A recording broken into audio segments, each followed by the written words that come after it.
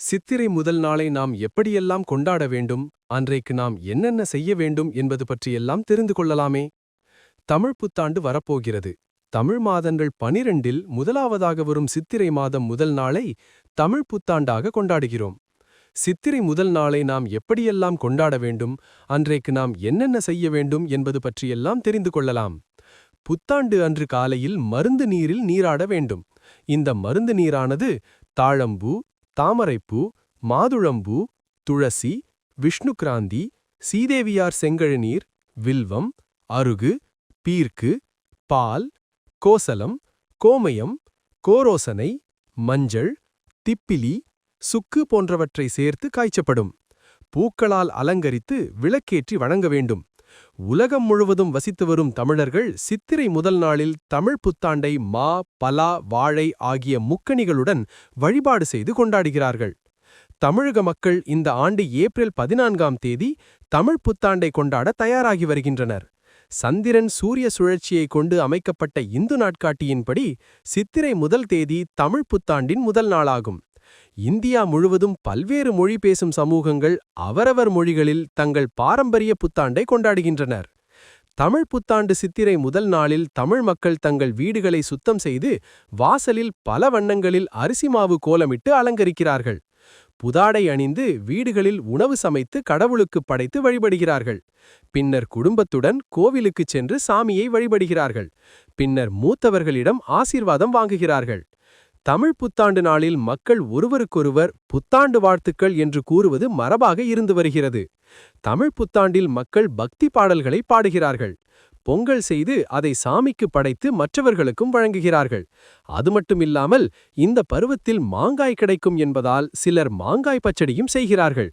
அதைவிட முக்கியமானது, சித்திரை முதல் நாள் தமிழ் புத்தாண்டு கொண்டாடும் இந்த பருவத்தில் மா, பலா, வாழை ஆகிய முக்கணிகளும் கிடைக்கும் பருவமாகவும் இருக்கிறது.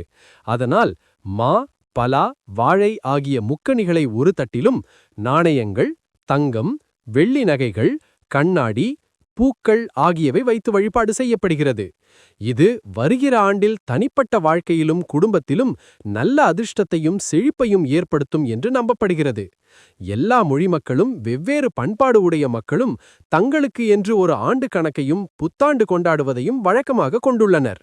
அந்த வகையில் தொன்மையான மொழியை பேசும் தமிழ் மக்கள் சித்திரை முதல் நாளை தமிழ் புத்தாண்டாக கொண்டாடுகிறார்கள்.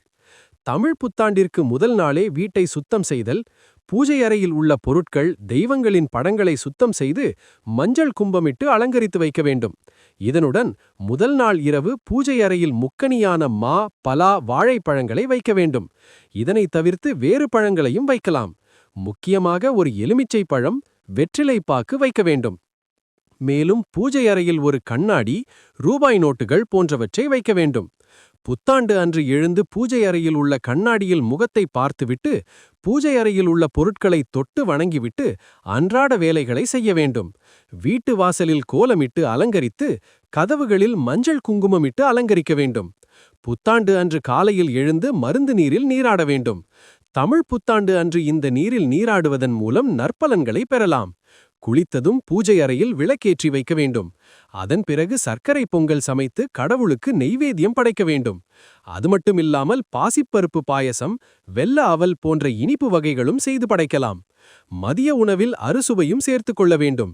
இனிப்பு, புளிப்பு, கசப்பு, உவர்ப்பு, துவர்ப்பு, கார்ப்பு ஆகிய அறுசுவைகளை குறிக்கும் சர்க்கரை பொங்கல், மாங்காய் பச்சடி, வேப்பம்பூ ரசம், நீர்மோர், வாழைப்பூ வகை, காரக்குழம்பு ஆகியவற்றை சேர்த்து கொள்ள வேண்டும். இன்பம், துன்பம், மகிழ்ச்சி, கவலை, வியப்பு என்று பலதரப்பட்ட அனுபவங்கள் கொண்டதுதான் வாழ்க்கை என்பதை உணர்த்துறது போல் அன்று நாம் உண்ணும் உணவு பல சுவைகளில் இருக்கும். அறுசுவை உணவுகளை சமைத்து கடவுளுக்கு படைக்க வேண்டும். அதன் பிறகு வீட்டில் உள்ள பெரியவர்களிடம் ஆசீர்வாதம் வாங்க வேண்டும். தமிழ் புத்தாண்டு அன்று புதிய ஆடை அணிந்து கொள்ளலாம். அருகில் உள்ள கோவில்களுக்கு சென்று வரலாம். தமிழ் புத்தாண்டு அன்று அசைவ உணவுகளை தவிர்க்க வேண்டும். பக்தி விழி சார்பாக இனிய புத்தாண்டு நல்வாழ்த்துக்கள். உங்கள் வாழ்க்கையில் அமைதி, ஆரோக்கியம், செழிப்பு, ஆனந்தம் நிறைய பெருகட்டும். இந்த புதிய ஆண்டு உங்கள் அனைத்து நல்ல எண்ணங்களையும் நிறைவேற்றட்டும்.